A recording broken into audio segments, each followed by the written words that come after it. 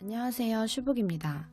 오늘은 나를 찾아줘, 거론더 트레인을 잇는 충격적 심리 스릴러 B.A. 페리스의 비하인드 도어를 들려드리겠습니다. 본 영상은 책의 결말을 포함하고 있습니다. 그 점 참고하시고 들어주시면 감사하겠습니다. 그럼 지금부터 줄거리 시작합니다. 잭은 나의 손을 잡고 손님들이 기다리는 곳으로 갔다. 루퍼스와 에스터는 이사 온 지 얼마 안 됐고 나는 그들을 오늘 처음 만났다. 그녀는 한 달 전 이 모임에 들어온 이후 뛰어난 변호사 잭 엔젤의 아내 그레이스 엔젤이 모든 것을 갖춘 완벽한 여자라는 말을 수도 없이 들었을 것이다. 나는 에스터에게 관심이 갔다. 우리 집에 들어오면서 집이 멋있다고 칭찬을 늘어놓지 않는 사람은 그녀가 처음이다. 다이앤은 저번 약속에 바람을 맞췄으니 다음 주 금요일에 한턱을 내라며 나에게 시간이 괜찮냐고 물었다. 에스터도 끼고 싶다고 말했다. 나는 그들에게 얼른 미소를 지어 보였지만 마음이 몹시 불편하다. 어차피 가지 못할 걸 이미 알고 있으니까. 에스터는 이렇게 매력적인 잭과 내가 어쩌다 결혼을 하게 되었는지 물었다. 나는 수줍은 듯이 이야기를 꺼냈다. 일요일 오후 나는 다운 증후군을 앓고 있는 동생 밀리와 함께 자주 공원에 갔다. 길거리 밴드의 연주 소리에 흥이 난 밀리가 앞으로 나가 춤을 추기 시작했다. 사람들의 시선이 불편했고 나는 동생을 그만 말려야겠다고 생각했다. 그때 잭이 밀리에게 다가가 같이 왈츠를 추기 시작했다. 나는 그 멋진 순간을 만들어준 잭에게 첫눈에 반했다. 내 이야기에 이어 잭은 사실 그 전주에 공원에서 밀리와 나를 보았다고 말했다. 밀리를 헌신적으로 대하는 나의 모습을 보며 그는 첫눈에 반했다고 한다. 잭은 약자들을, 정확히는 폭행당한 아내들을 변호하는 일을 하고 있었기 때문에 인간에 대해 회의적인 감정을 갖고 있었다. 그렇기 때문에 나를 보았을 때 자신이 평생 찾아왔던 여자가 나였다는 사실을 깨달았다고 한다. 우리들은 식사를 마쳤고 다음 주 금요일 12시 반에 점심을 먹기로 하며 그녀들과 작별 인사를 했다. 다들 완벽한 저녁이었다고 인사를 하며 떠났다. 1년 반 전, 잭이 밀리와 공원에서 춤을 추던 날, 그가 다음 주 목요일에 저녁을 같이 먹자고 말했고, 이후 빠르게 잭은 내 삶에서 없어서는 안 될 사람이 되었다. 사귄 지 3달이 지났을 때 잭은 내게 부모님을 만나보고 싶다고 했다. 사실 나는 부모님과 사이가 좋지 못하다. 부모님은 밀리를 낳고 싶지 않아 했다. 나는 동생이 갖고 싶어 계속 졸라댔고 결국 밀리가 태어났다. 그러나 밀리가 3달쯤 되었을 때 부모님은 밀리를 입양 보내고 뉴질랜드로 이민을 가겠다고 말했다. 나는 당연히 반대했고 결국 사회복지사들의 이런저런 도움을 받아 밀리의 주 양육자가 되었다. 그렇게 부모님과의 식사를 마치고 잭은 나에게 프로포즈를 했다. 너무 뜻밖이라 놀랐지만 나는 그 청혼을 받아들였다. 신혼여행에서 돌아오자마자 기숙학교에서 밀리를 데려오자는 잭에게 어차피 1년 반 뒤면 졸업을 하니 그 전까지는 우리끼리 시간을 보내고 싶다고 말했다. 대신 그의 요구대로 회사에 사직서를 제출했다. 부모님은 빠르게 뉴질랜드로 이민 가기 위한 준비를 거의 마쳤고 우리가 신혼여행에서 돌아오고 2주 뒤에 떠나기로 하셨다. 결혼식 당일 식장에 가는데 갑자기 밀리가 계단 아래로 굴러 떨어졌다. 그 뒤에 서 있던 잭은 밀리가 드레스 자락에 발이 걸려 넘어진 것 같다며 얼굴이 새하얗게 질려 있었다. 금방 구급차가 와 밀리를 데려갔고 나는 부모님의 성화에 어쩔 수 없이 결혼식을 계속 진행했다. 결혼식이 끝나고 첫날 밤 나는 한껏 부푼 마음으로 목욕을 마치고 방에 들어갔는데 방에는 아무도 없었다. 잭에게 전화를 걸었지만 연락이 닿지 않았다. 다음 날 그는 사과도 없이 나에게 11시에 주차장으로 나오라는 지시를 내렸다. 나는 사과 한마디 하지 않는 그에게 화가 났다. 나는 밀리를 보고 가겠다고 말했지만 그는 자신과 함께 공항에 가던지 밀리가 있는 병원에 가던지 하나만 선택하라고 했다. 결국 나는 태국행 비행기에 올랐다. 방콕의 한 호텔. 방에 들어가자마자 그는 나에게 웃으며 말했다. 밀리를 선택했어야지, 그레이스. 순간 나는 오싹한 기분을 느꼈다. 네가 무슨 짓을 했는지 몰라? 네가 나한테 영혼을 팔아넘겼다는 걸 모르겠어? 밀리의 영혼도 마찬가지고. 나는 너무 화가 나고 무서워 당장 돌아가야겠다고 말했다. 그때 그는 엄지와 검지로 내 여권을 흔들어 보였다. 재빨리 가방을 열어보니 지갑과 휴대폰도 없었다. 그는 웃으며 나에게 이야기 하나를 들려주었다. 옛날에 폭력적인 아버지 밑에서 자란 한 소년이 있었어. 그는 아버지가 어머니를 끌어내 지하실에 가둘 때면 어머니 눈에 서린 공포를 보는 걸 좋아했지. 어느 날 밤 소년이 13살쯤 되었을 때 아버지가 일하는 동안 어머니가 지하실에서 탈출했어. 소년은 어머니를 때렸지. 도망치지 못하게 하려고. 어머니가 비명을 지를수록 더욱 때렸고 멈출 수가 없었어. 결국 어머니는 죽고 말았지. 그 소년이 나이가 들자 그 역시 자기만의 사람을 갈망하기 시작했어. 원할 때마다 얼마든지 공포를 주입할 수 있는 사람, 계속 숨겨둘 수 있는 사람, 아무도 궁금해하지 않을 사람. 그는 그런 사람을 찾아보는 한편 자신의 갈망을 충족하기 위해서 가정폭력을 전문으로 하는 변호사가 되었어. 그리고 나서 뭘 했는지 알아? 잭은 몸을 기울여 내 귓가에 속삭였다. 너랑 결혼했어, 그레이스. 나는 정신을 잃었다. 정신을 차리고 보니 방에는 아무도 없었다. 나는 재빨리 안내데스크로 가서 잭이 내 여권과 돈을 들고 가버렸으니 영국 대사관에 전화 좀 해달라고 부탁했다. 그때 몸을 돌리니 잭이 뛰어오고 있었다. 왜 자꾸 이러는 거야? 여권은 공항에서 돌려줬잖아. 늘 그랬듯. 그리고 당신은 핸드백에 넣었지. 늘 그랬듯. 나는 어이가 없었고 보란듯이 핸드백을 카운터에 올리고 열었다. 그런데 그 안에는 여권과 지갑, 심지어 화장 가방, 물티슈, 처음 보는 약병, 휴대전화가 들어있었다. 잭은 약병을 흔들어 보이며 약 먹는 걸 잊었구나 라고 말했다. 매니저에게 죄송하다 말하며 잭은 나를 끌고 방으로 올라갔다. 우선 네 정신이 불안정하다는 걸 수십 명의 사람들이 목격했어. 두 번째로 난 늘 너보다 한 발짝 앞서 있다는 걸 배웠겠지? 잭은 내가 아니라 밀리를 원했다.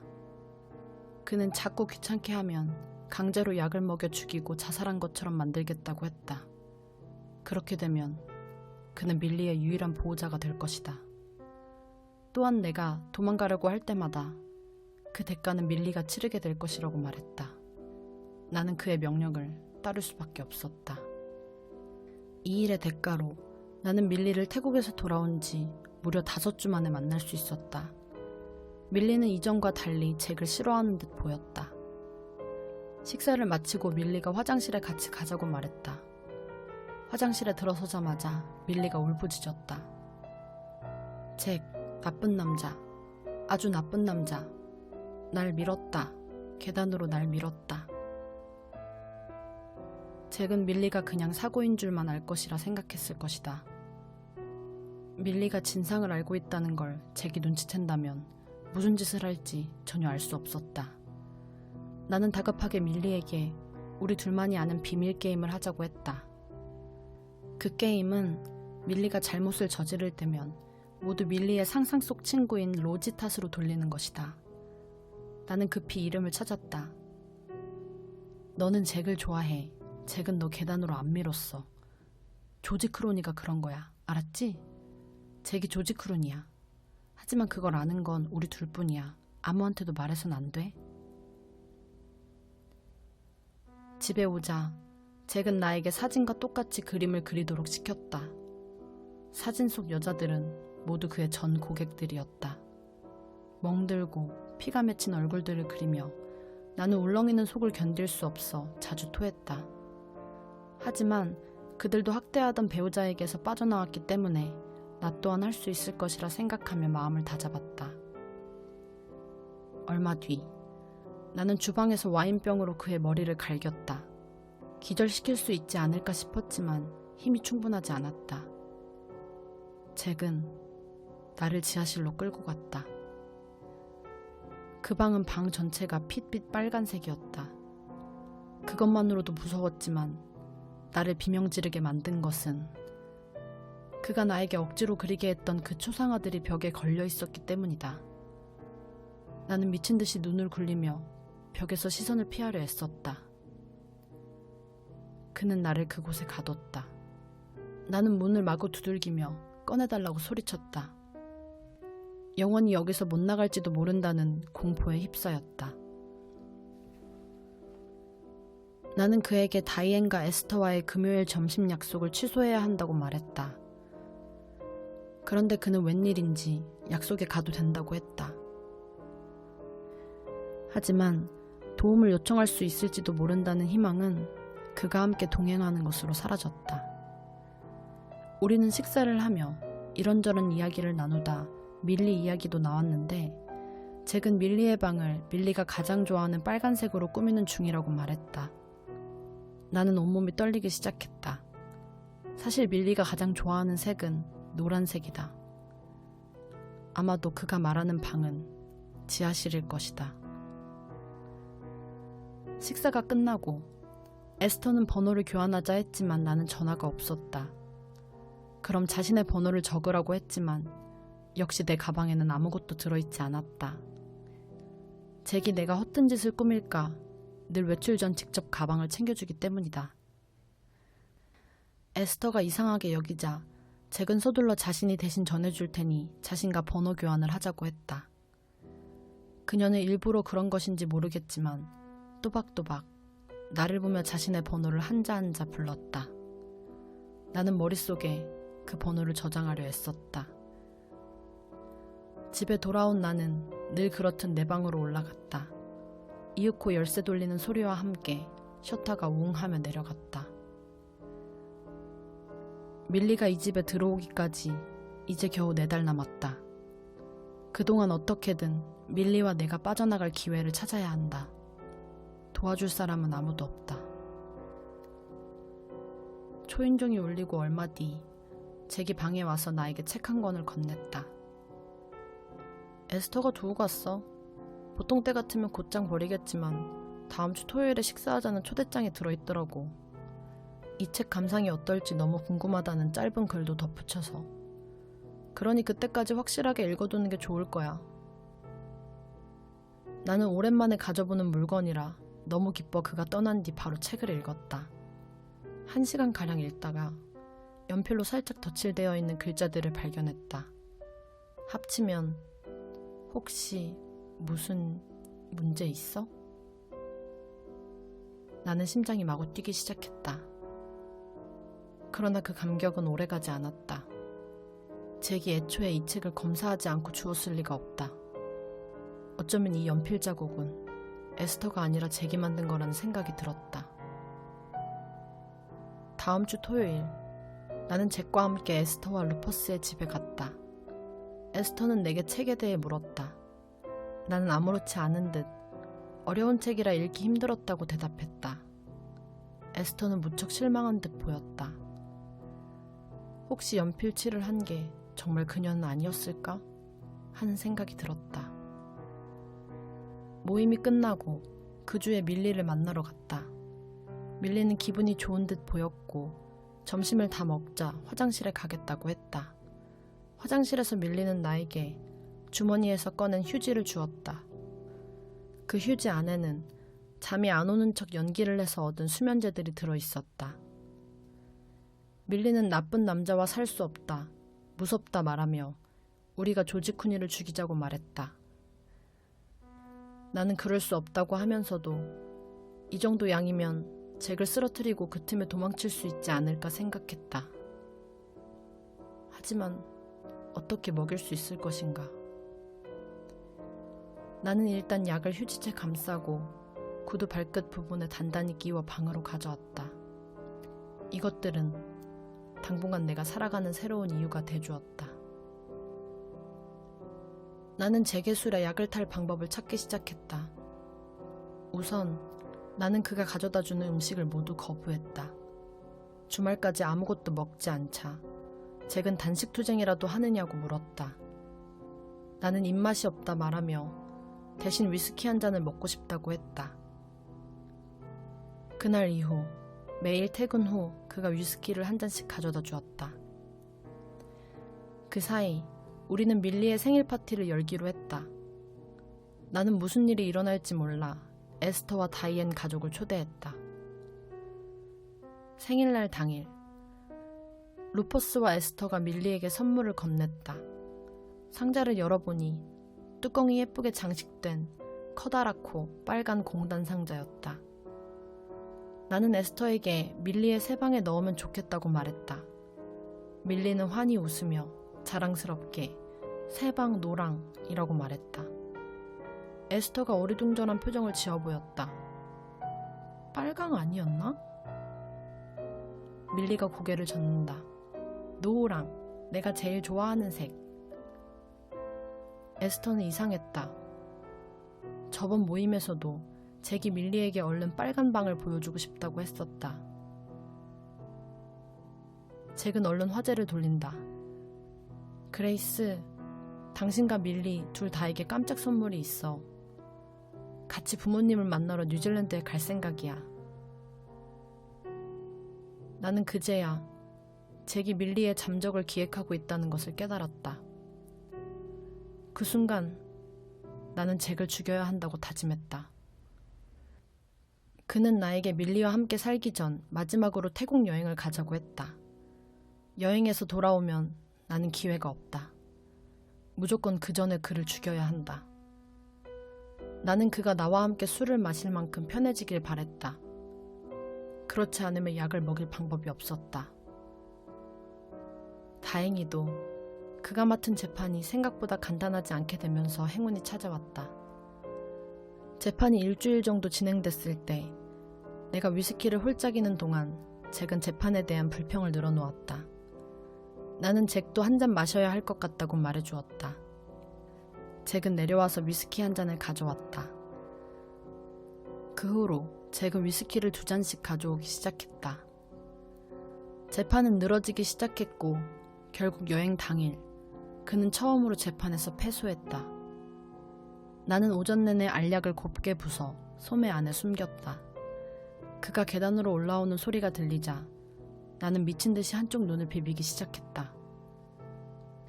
나는 그에게 눈에 뭔가 들어간 것 같으니 봐달라고 부탁을 했다. 그 사이 나는 그의 잔에 가루를 넣었다. 나는 그에게 건배했고 그는 약이 든 위스키를 들이켰다. 이윽고 잭이 잠시 버둥거리는 사이 나는 아래층으로 달려내려가 손님방 옷장 속에 숨었다. 잭이 쿵쾅거리며 내려왔다. 그가 정신을 잃을 몇 분 동안 버텨야 했다. 하지만 그는 내가 있는 곳을 알아냈고 예상대로 나를 끌고 지하실로 내려갔다. 나는 일부러 몸을 축 늘어뜨려서 그가 나를 안아들게 만들었다. 그의 발걸음이 조금씩 느려지고 있었다. 나는 잭의 무릎을 있는 힘껏 잡아당겼고 다리가 확 꺾이며 비틀거릴 때 남은 힘을 전부 모아 그를 바닥으로 넘어뜨렸다. 그리고 지하실 문을 닫고 계단을 달려 올라갔다. 나는 그의 서재에서 여권과 티켓 그리고 태국 돈을 챙겨 집 밖으로 나왔다. 나는 어떻게 공항을 가야 할지 몰라 기억을 더듬으며 에스터에게 전화를 걸었다. 진 건 처음이지? 잭은 화요일에 간다고? 응. 화요일 저녁 비행기를 타고 수요일 새벽에 온대. 나를 출국장에 내려주고 에스터가 기운차게 손을 흔들었다. 나는 태국행 비행기에 올랐다. 나는 일부러 지난번과 같은 호텔에 묵으며 카운터 직원에게 그가 수요일에 올 거라고 말했다. 방에 돌아와 보니 거의 11시다. 영국은 5시쯤이니까 잭이 벌써 공항으로 떠났을 가능성이 크다. 그래서 나는 전화를 걸어 걱정하는 투로 음성사서함에 메시지를 남겼다. 다음 날 나는 그가 연락이 되지 않는다며 주변 사람들에게 하소연을 했다. 그리고 잭의 사무실에 전화를 걸어 그를 혹시 보았느냐고 물었다. 그렇게 5일이 흐르고 드디어 내 방을 두드리는 노크 소리가 들렸다. 저는 영국 대사관에서 나왔습니다. 정말 유감입니다, 엔젤 부인. 엔젤 씨는 사망하셨습니다. 아무래도 남편분은 스스로 목숨을 끊은 듯 합니다. 나는 끝내 울음을 터뜨렸다. 나는 다시 영국으로 돌아갔다. 뭔가 곤란한 일이 생기지 않기를, 경찰에서 잭의 죽음을 수상하게 생각하지 않기를 기도했다. 나는 그가 어떻게 죽었는지, 어디에서 발견되었는지도 모른다. 만약에 잭이 지하실을 빠져나왔다면, 죽기 전에 무슨 메모라도 남겼다면. 공항으로 에스터가 마중을 나왔다. 그레이스, 잭이 어떻게 죽었는지 알아? 약물 과용이었다며. 그랬지. 하지만 잭은 죽을 만큼 충분히 약을 먹지 않았기 때문에 다시 깨어났어. 그가 다시 깨어났다면 어째서 죽은 것일까 생각했다. 에스터는 곧이어 그 이유를 설명했다. 잭의 시신은 지하에 있는 방에서 발견됐어. 지하실 문이 밖에서 열리지 않는다는 사실을 알았기 때문에 약을 충분히 먹지 않아도 된다고 생각했던 것 같아. 죽기로 결심을 단단히 한 거지. 에스터는 나에게 사방이 온통 빨갛고 피투성이 초상화가 걸려진 그 방에 대해 물었다. 나는 미리 생각한 답을 했다. 몰랐어. 난 한 번밖에 안 가봤거든. 문득 그녀가 어떻게 이렇게 잘 아는지 궁금했다. 그녀는 자신이 나와 함께 잭을 마지막으로 본 사람이기 때문이라고 답했다. 잭을 마지막으로 본 사람? 말이 더듬거리며 나왔다. 그래, 지난 금요일에 내가 널 공항으로 데려다 줄 때 트렁크에 가방을 넣은 다음에 우리한테 잭이 손을 흔들었잖아. 서재 창문 앞에 서 있었지. 그리고 잭이 대문까지 나오지 않은 이유는 바로 일을 시작했기 때문이라고 네가 그랬잖아. 하지만 기억이 안 나는 게 있는데 그때 잭이 재킷을 입고 있었던가? 아니, 안 입고 있었어. 넥타이도 안 하고 있었고 퇴근해서 바로 벗었어. 아, 맞다. 그리고 잭은 손을 흔들고서 키스도 날려줬잖아. 그래, 그랬지. 나는 그녀가 얼마나 엄청난 일을 해주고 있는지 깨달았다. 그녀는 내 손을 감싸고 다 잘 될 거라고 걱정하지 말라고 한다. 나는 에스터가 나를 위해 이 모든 거짓말을 해주는 이유가 궁금했다. 혹시 밀리가 무슨 얘기라도 한 걸까? 에스터는 나를 빤히 쳐다보며 말했다. 밀리의 방 색깔이 뭐였지, 그레이스? 나는 잠시 차마 말을 잇지 못했다. 빨간색. 목소리가 갈라졌다. 밀리의 방은 빨간색이었어. 에스터가 조용히 대답했다. 어떠셨나요? 책을 듣고 느낀 점이나 좋았던 점, 궁금한 점 등 떠오르는 생각들을 댓글로 남겨주세요. 제 영상이 마음에 드셨다면 좋아요와 구독 버튼 눌러주세요. 그럼 다음 영상에서 만나요. 지금까지 슈북이었습니다. 슈북슈북.